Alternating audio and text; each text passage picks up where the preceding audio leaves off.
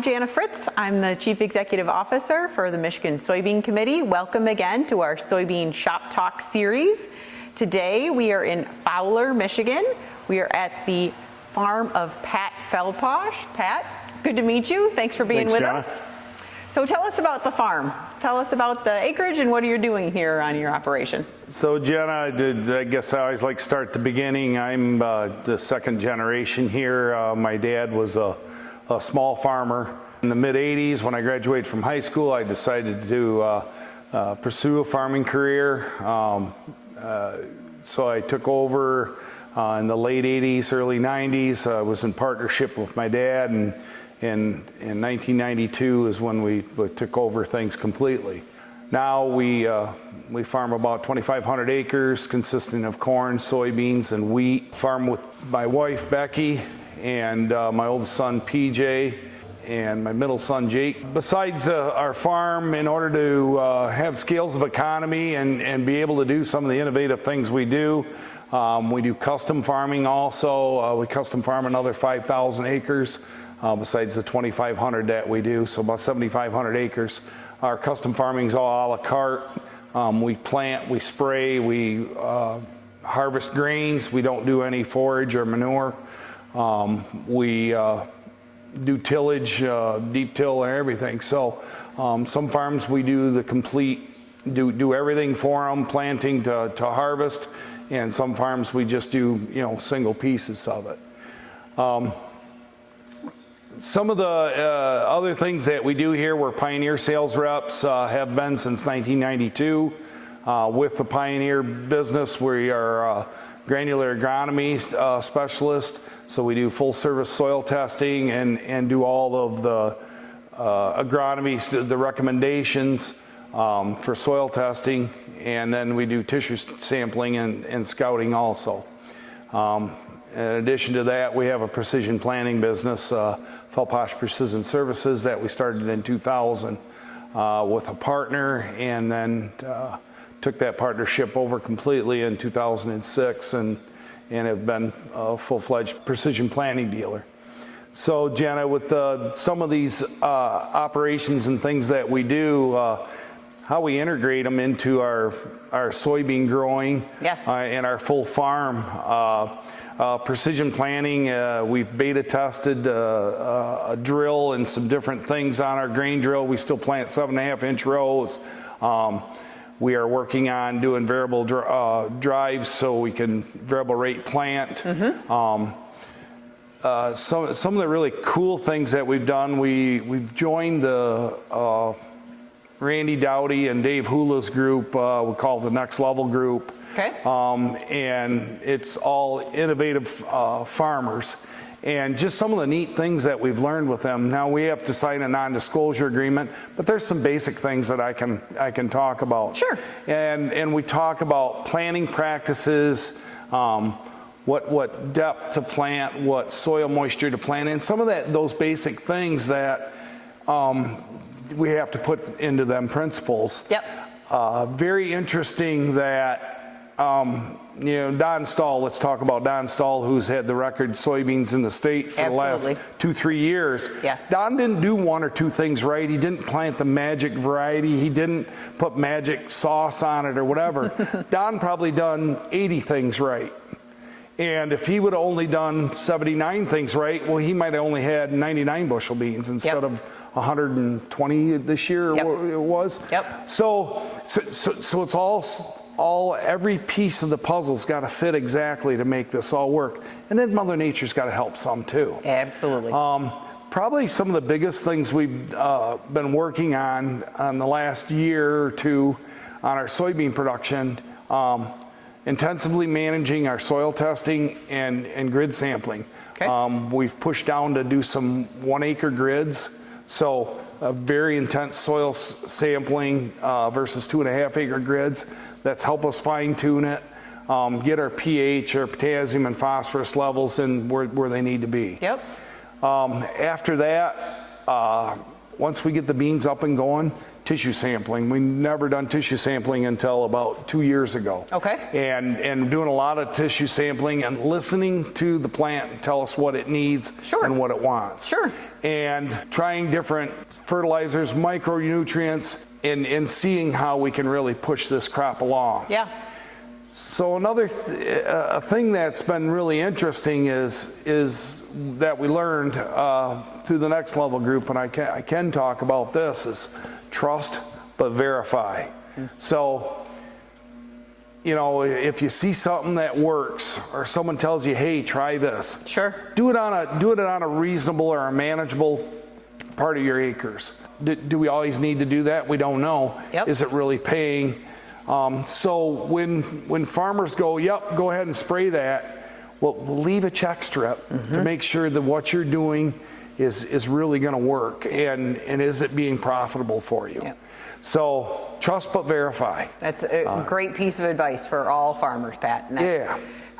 So jump back for me for the soybeans with the tissue sampling, right? That's Yes. not historically been something that too many soybean farmers have utilized. No, and it was very much promoted at our Next Level group. So we pick spots in the fields, so the same day, same time, every week. Yep. Because you can have different responses. Well, I can't do it at 10 o'clock. I got to do it at 7 o'clock at night.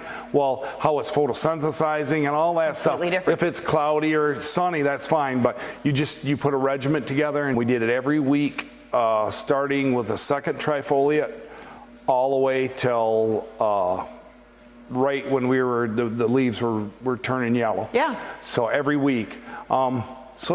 Tissue sampling is very inexpensive. Yeah. But your next day air to the lab. We can put a lot of tissue samples in one box, and it still costs you $51 to next day air it. Sure. And then tissue sampling, I think, is $15 a sample. Okay. So it's very economical to do. So to do one, the freight's the same. Yep. Because you next day air them. Yep. So you never want to do tissue sampling on a Friday or a Thursday. You should Okay. do it on the forepart of the week. So when you take them, you send them in right away because Sure. they degrade really fast.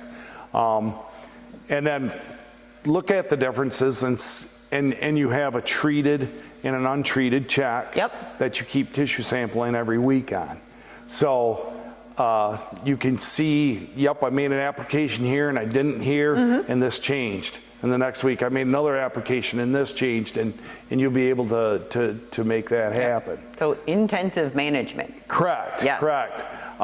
We are working with, we do a lot of treatments, seed treatments. PJ just did 2 seed treatment trials yesterday, got them all planted. Good. And we do it, we're talking large trials, so 80 foot of trial, 80 foot of regular, 80 foot of trial. Yeah.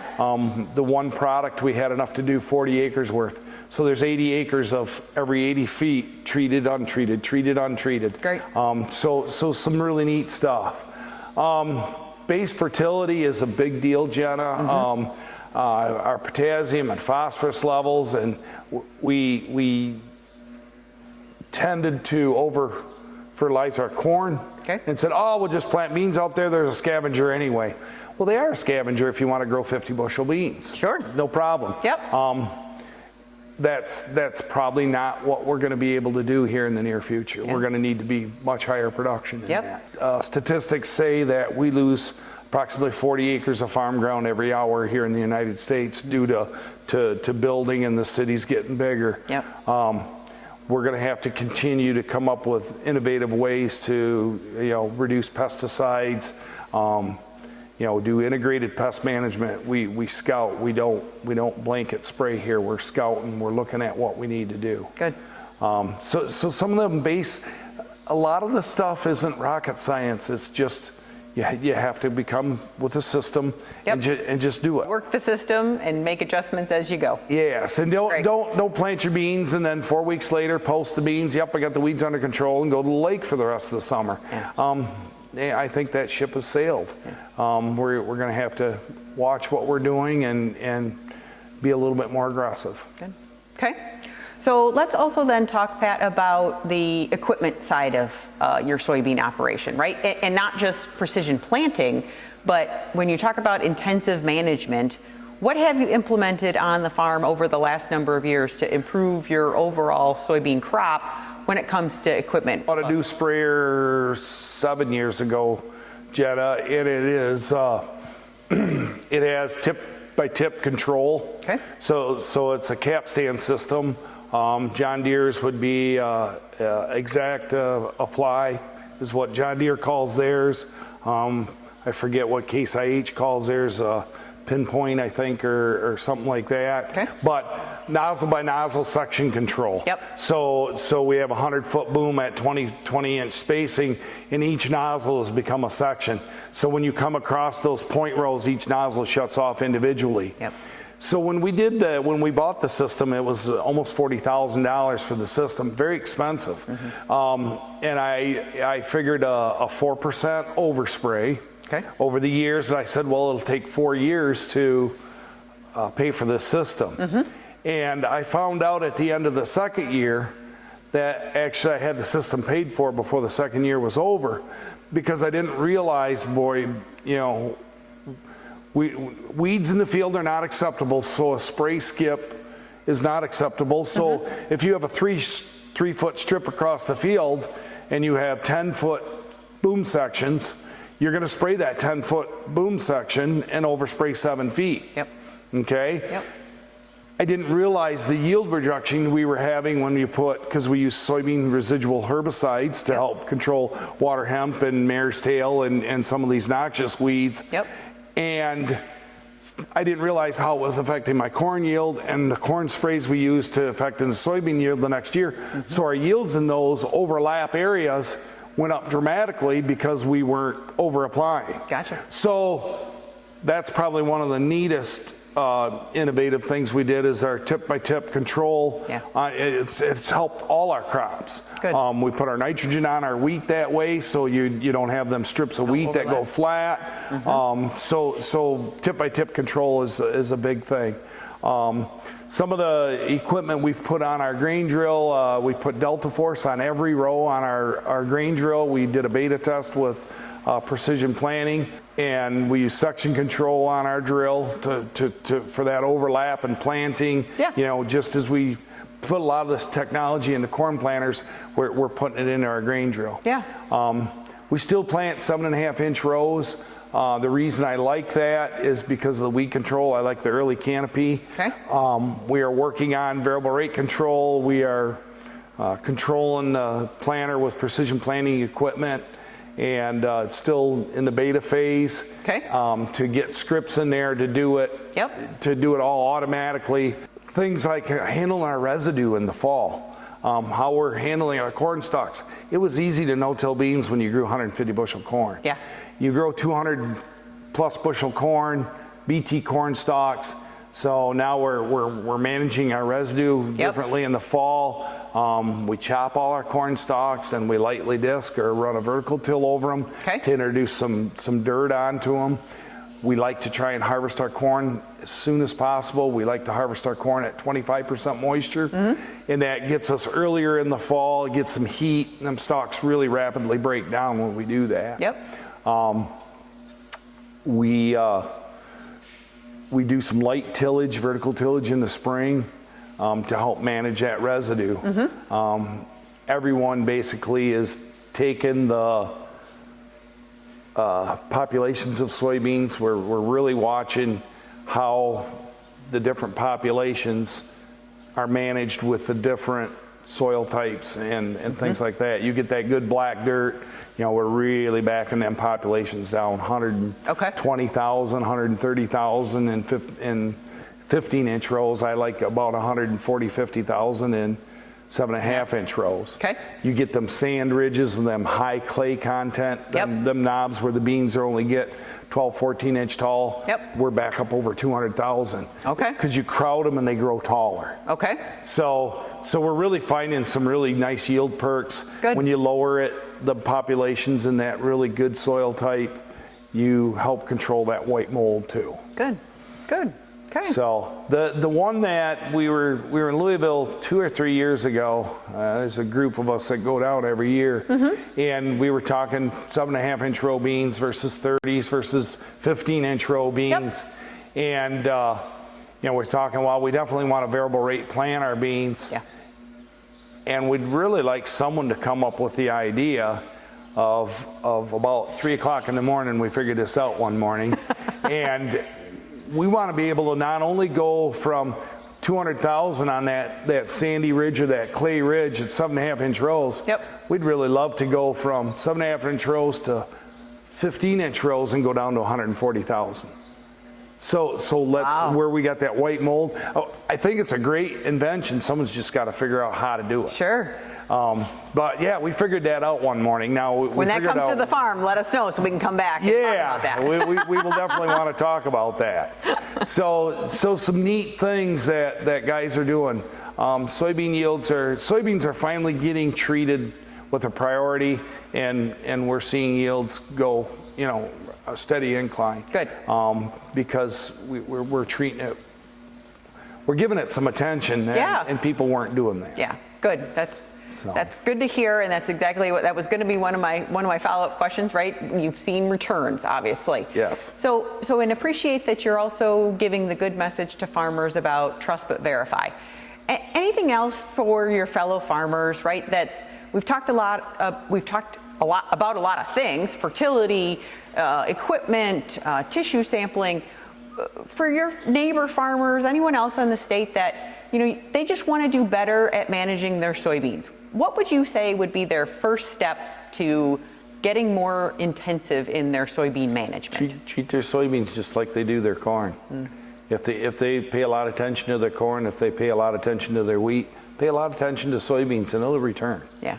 Foliar feeding, we have had very good luck controlling disease here with other methods, and we don't necessarily always do fungicides. But what we found, if we keep a really healthy plant, we don't have near much trouble with other diseases and things like that. Sure. So that tissue sampling, there's some really simple things that you can do after you tissue sample. It doesn't have to be expensive. You can do things really pretty inexpensively. In our high organic soils, we're putting manganese on. That's just a 10-to-1 payback. Yeah. It's huge. It's really simple to do. Great. Well, that sounds good, Pat. Thank you so much for your time. We really appreciate you having us out to learn more about Feldposch Farms and what you're doing with soybeans and the rest of the operation. Thanks, Jenna. Thank you. Thanks again for joining us on Soybean Shop Talk. If you or a farmer in your area is doing something innovative on their farm and wants to be featured on this new series, please reach out to the soybean office, and we'd love to learn about it so we can share it with other farmers in Michigan. Thanks again.